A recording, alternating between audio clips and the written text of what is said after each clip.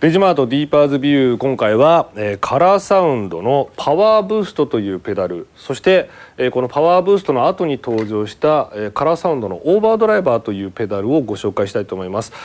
こちらのパワーブーストが登場したのが1969年ということで、65年66年あたりからファズペダルがいろいろできてきて登場したのがこの、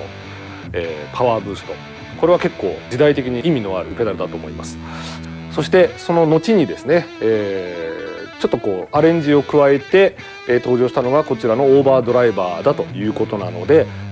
その遍歴というかですね、サウンドの変化をちょっとサウンドチェックしていきたいと思います。加えてちょっと面白いんですけど、こちらの、パワーブースト、初期は、9V 電池2つを直列につないで 18V の電力で動いていたのですけども、実はその中にですね、9V を直列ではなく並列でつないだものも存在した可能性があると。でこれが今実際にその 9V が並列でつながっているペダルなんですけど、これが意図的なものなのか、修理補修のミスなのかちょっとわからないんですけど、ちょっと複数台、それと同じ仕様を見たことがあるので、ちょっとその音を聞いてみてもらおうかなと思って、今日は並列状態のパワーブースト、そしてそれだけだと 18V の音がわからないじゃないかと、初期のオリジナルの音がわかんないじゃないかということで、こちらの、ボックスブランドのパワーブースト、この非常に珍しい個体なんですけど、こちらは、こちらのペダルと全く同じような基板、ほとんど一緒だと言っていいと思うんですけどの基板なんですけど、バッテリーは、直列の 18V 仕様になっているということで、なかなか機会もないと思うんで、この 9V 並列と 9V 直列 18V のサウンドチェックも合わせてしていきたいなと思います。というわけで、今回も盛りだくさん、やりすぎ感ありますが、早速始めていきたいと思います。それでは早速サウンドチェックをしていきたいと思います。まずは、9V バッテリーが2つ入っているんですけど、並列につながっているんで、18じゃなくて 9V で動いているというちょっと、変わったパワーブーストの音です。まずバイパスの音、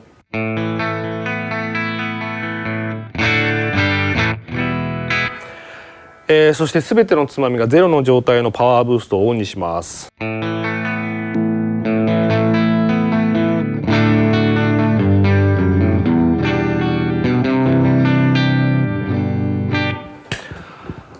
この音を覚えておいてください。ちょっと鼻詰まった感じの音なんですけど、ボリュームがそんなにバンと上がるようなことはないですね。でトレブルをちょっと時計12時方向まで上げます。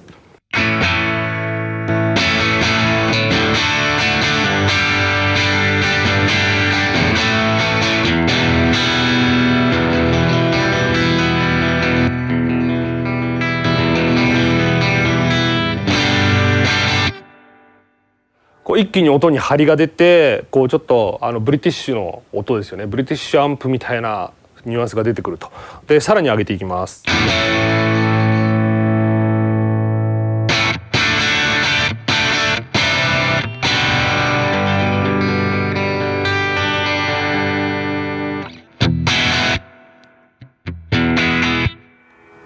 かなりオーバードライブしてくるというか、ゲインも上がってくるようになります。感覚としてはもうアンプの EQ をいじっているのと同じ感じですね。そこからフルまでいきます。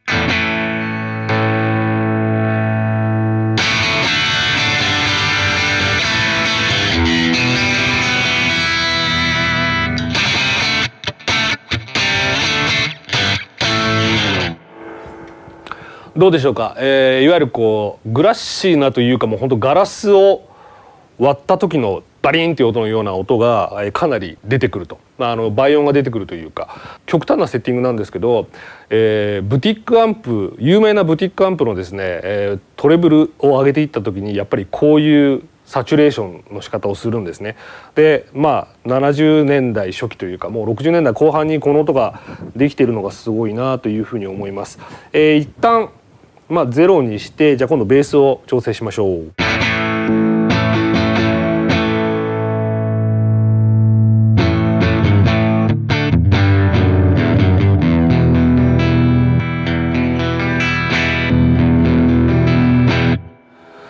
ベースもかなり極端な帯域が上がってくるように感じます。時計3時方向。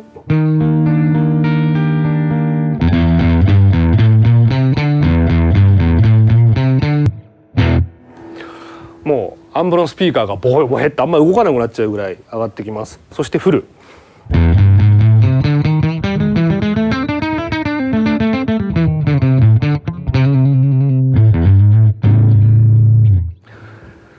弾きづらいぐらいローが出てきます。で、これを半分ぐらいに戻してトレブルも時計12時方向にセットして、ボリュームはゼロの状態ではどういう音になるか。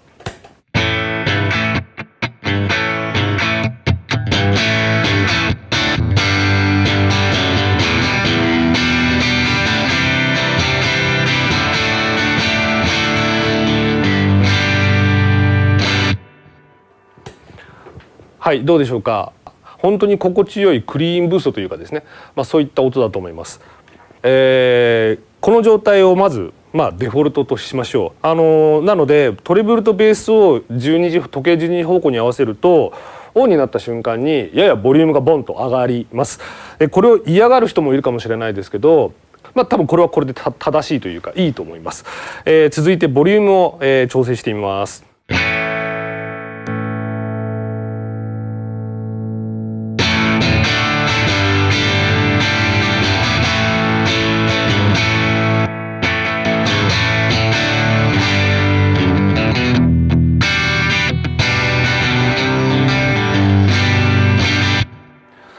時計12時方向まで上げましたけども、そんなに極端にボリュームが上がってこないと思います。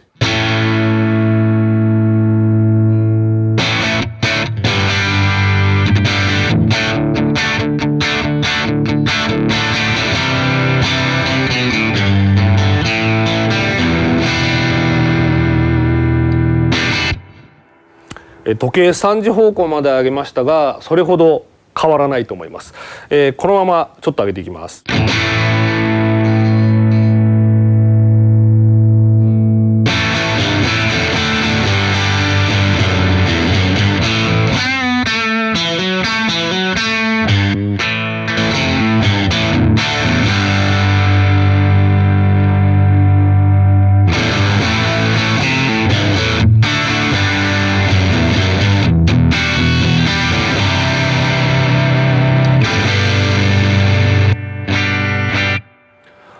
はい、どうでしょうか。かなりゲインアップしました。なんですけど、もう一段上がります。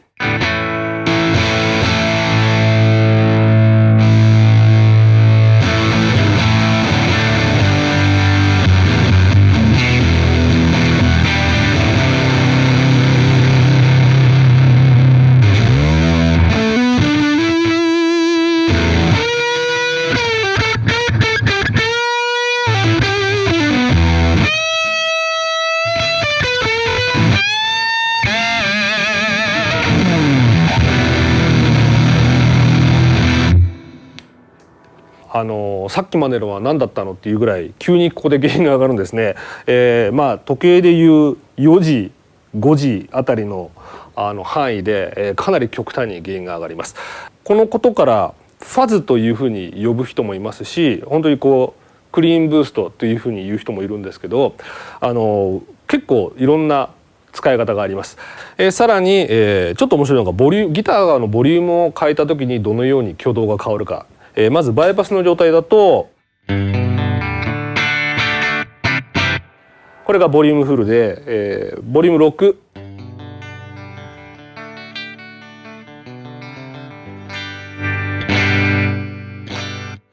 当然音量が下がるんですけど、パワーブーストがオンになっている場合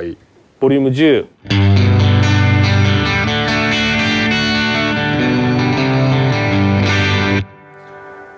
6。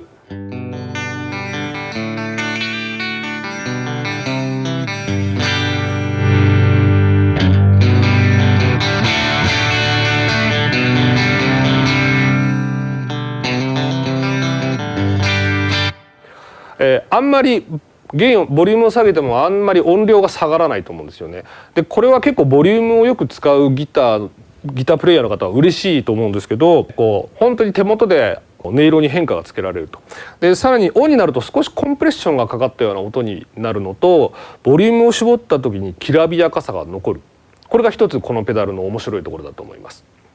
まず音としてかっこいいのはもちろんなんですけど、ノイズがすごい少ないんですよね。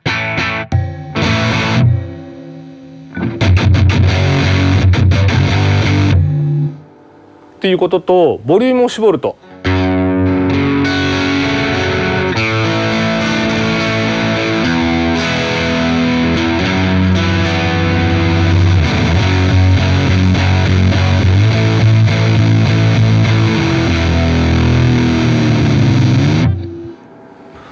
このぐらい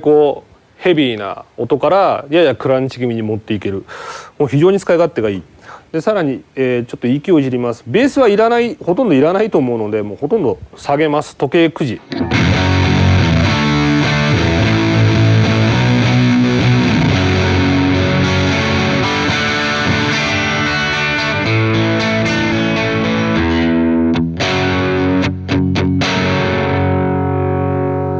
トレブルは時計1時ぐらい。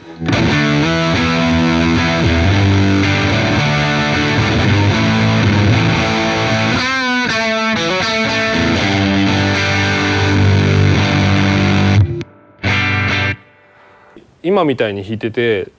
面白いなっていうか素晴らしいなと思うのは、アタックが全然潰れないんですよね。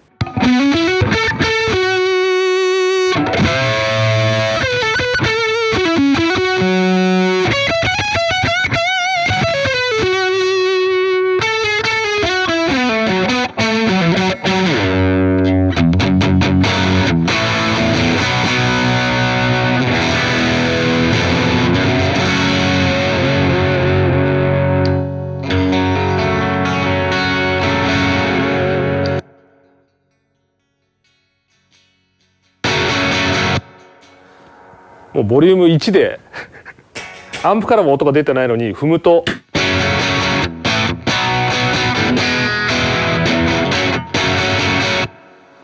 ここまで、無理やりなゲイン差なんですけど、本当にノイズが抑えられていて、冗談じゃなくていろんなセッティングで使えるというのがこのパワーブーストの素晴らしいところなんじゃないかなというふうに思います。では続きまして、中身はほとんど同じなんだけど、こちらは直列 9V 直列で 18V になっている、パワーブーストボックスバージョンですね。筐体は、このボックスの筐体なんですけども、ほとんど先ほどのパワーブーストと同じ内容なので、細かいところははしょりますけども、ちょっと音を聞いてみてください。トレブルとベースを時計12時方向で、ボリュームが0の状態の音です。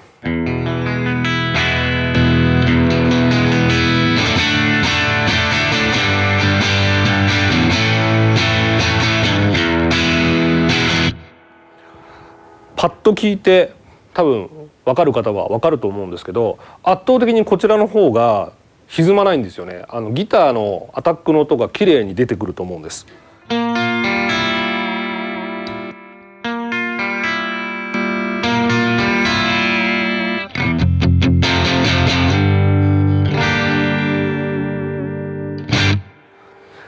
歪み感もですね、先ほどより綺麗に倍音が出ているような印象があります。この状態でちょっとボリュームを上げていきます。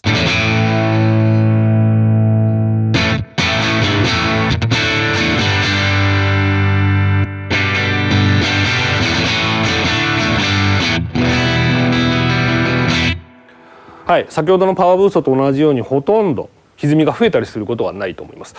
続いて、時計3時の方向までボリュームを上げました。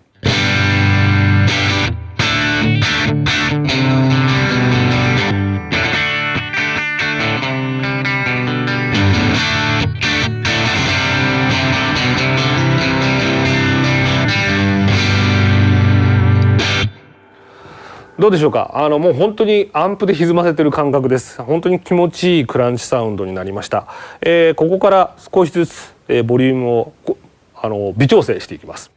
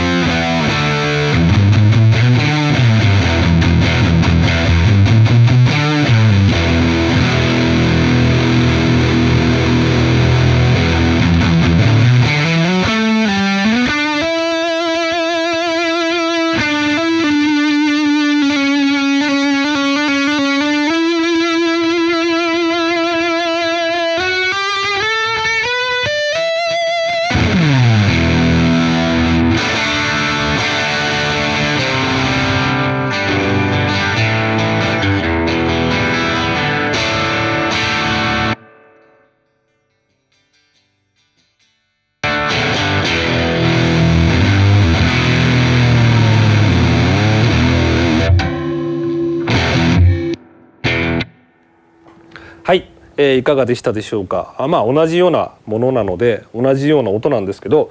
やっぱり圧倒的にこちらの方はですね、18ボルトで動いている方が歪みにくくなる。で、実音がクリアになる感じがあるので、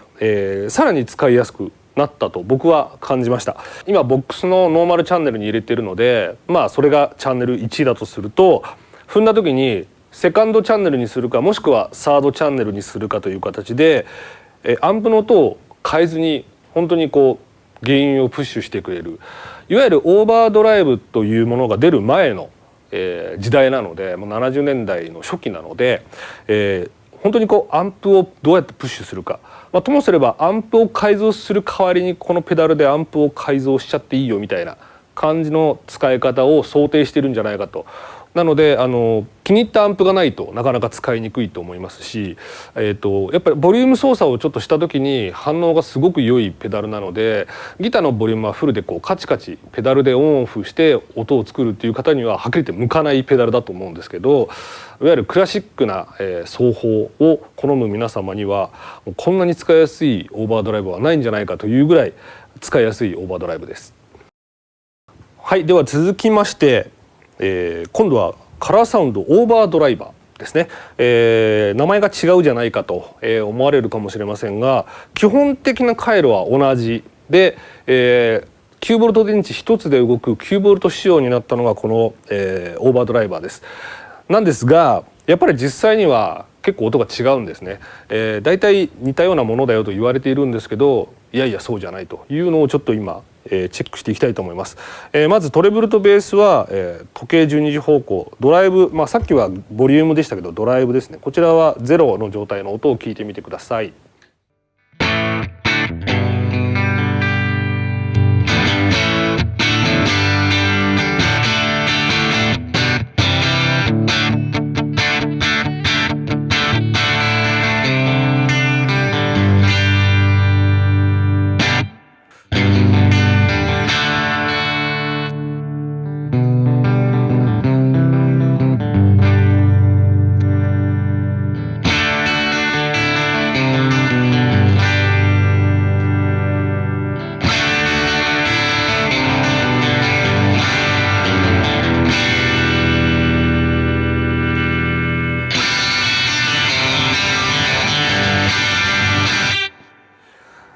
トレブルに関してはこの時計でいう4時5時あたりから急にですねサチュレーションが激しくなるというか、さっき言ってたそのガラスが割れたような音みたいな音が激しくなります。これが特徴です。続いてベースです。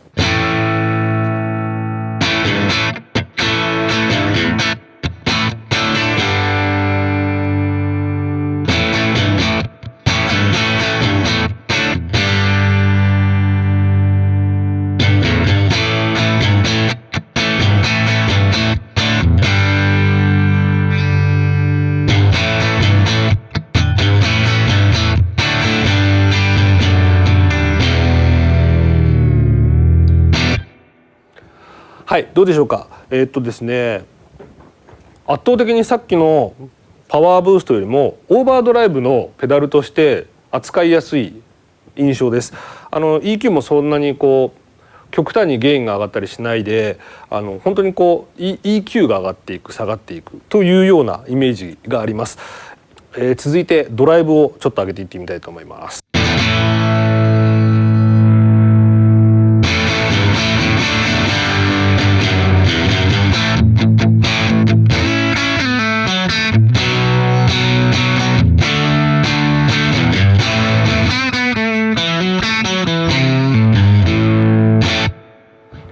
どうでしょうか。パワーブーストの時のようにあんまり変わらないなっていう感じじゃなくて、結構歪みが上がったねっていうふうに思うと思います。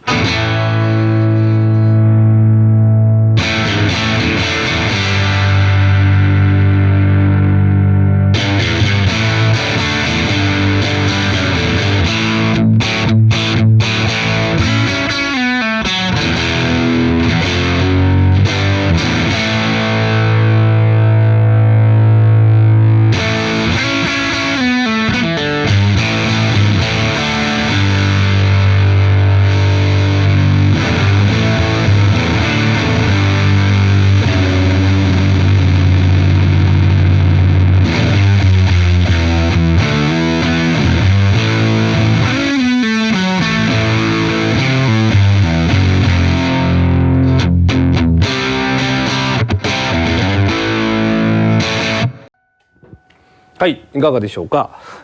もうこちらはその名の通りオーバードライブなんですね。さっきのパワーブーストはやっぱりこうアンプをもうどんどんプッシュしてアンプ頑張れみたいな感じの音なんですけど、オーバードライバーはこれ単体で歪みが十分得られるような印象です。歪み出すのが早いので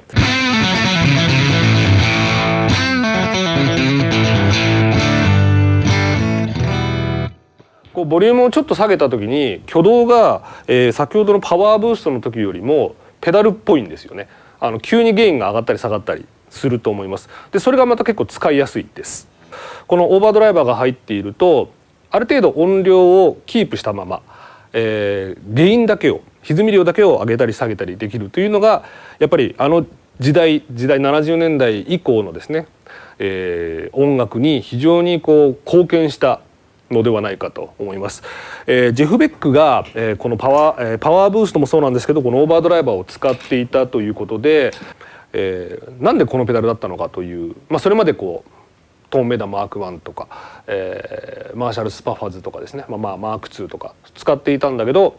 のオーバードライバーに乗り換えた理由は何なのかというとやっぱりですねこれ別にジェフ・ベック本人から聞いたわけじゃないですけど、表現力が圧倒的に、このオーバードライバーの方があったということだと思うんですね。でどういうことかというと、例えばすごく小さい音でギターを弾くとき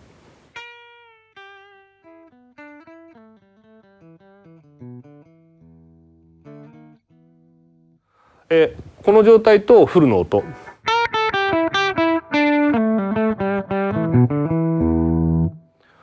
ちょっと音量差がありすぎますよね。でオーバードライバーが入ると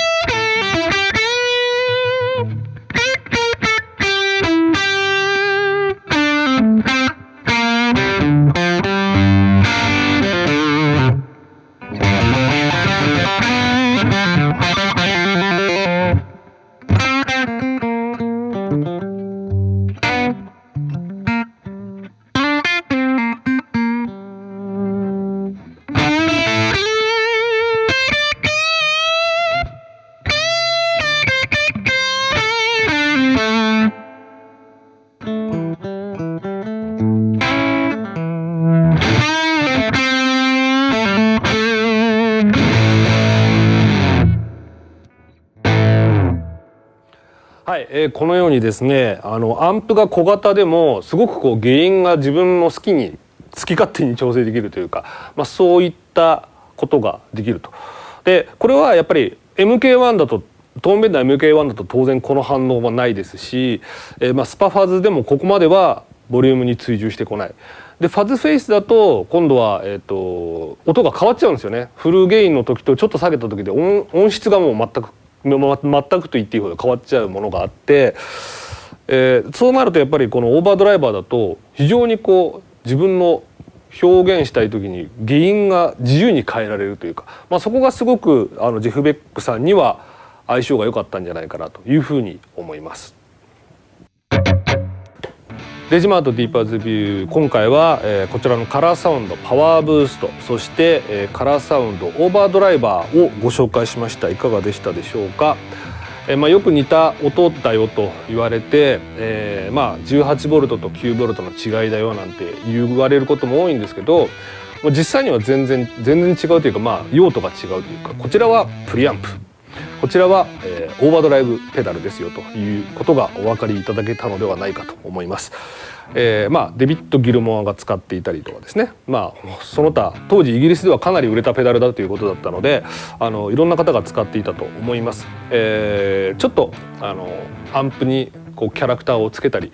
あとはそのギターとベースで同じアンプを使わなきゃいけない例えば WEM の PA の真空管アンプが2つあってはいギターはこっちベースはこっちって言われた時に圧倒的にベースの方が絶対音がでかいんですよね。弦が太いんで。まだギターアンプとかベースアンプとかがこう明確にない時代なのでギターはギターらしくでベースもかなり上がるので逆に言うとベーシストの方にベースらしい音を出す時にはトレブルを下げてベースを上げてあげるとかっこいい音がします。でそうなってくると特にベースだと歪んじゃうんで 18V のヘッドルームが欲しかったんじゃないかと私の勝手な考察ですけど、パワーブーストというのはそういうふうにして使われたペダルだと思います。そして、こちらのオーバードライバー、これは単純に、その歪んだ音がかっこいいんだけど、音がでかすぎると、もしくはもっと歪むようにしてくれと言われて、こちらのペダルをチューニングしていったのがこちらのオーバードライバーだったのではないかなというふうに思います。でこのペダル以降ですね二度とパワーブーストが同じ、時代では作られることがなくこっちに移行していったっていうことを考えると、